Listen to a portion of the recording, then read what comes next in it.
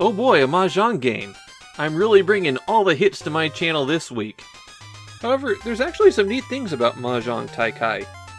First up is the packaging. This is the only Koei game released in a standard Famicom cart. Koei usually releases their games in the oversized NES-style carts that Nintendo offered as an alternative. Mahjong is similar to Rummy, only played with tiles instead of cards. The version that's popular in Japan is Riichi Mahjong, and it requires that you build particular hands before you're allowed to go out. So you can't just mix and match runs and sets, you have to have something else special about your hand. The most interesting feature in Mahjong Taikai is that you're not playing against faceless nobodies. You're playing against historical figures from Koei's other games.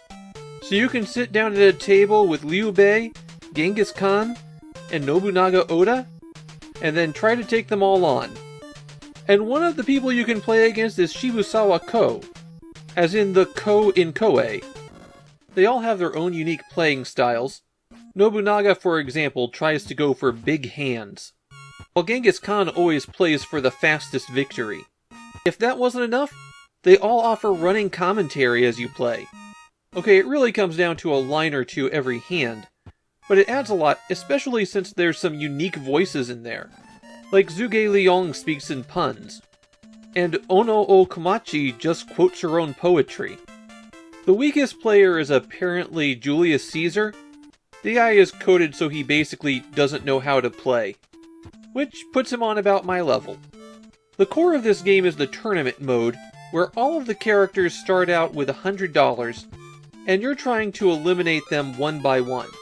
You can pick out who will be sitting at your table, so you could try to balance things a bit, but the characters can also take money from each other, so the strong players will be building up a bank if you include them at your table.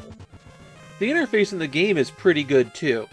The A button always advances you, so it's also used to select a tile to discard, and if you need to do a special action like drawing a tile one of your opponents has discarded, you press down on the D-pad to bring up a context menu.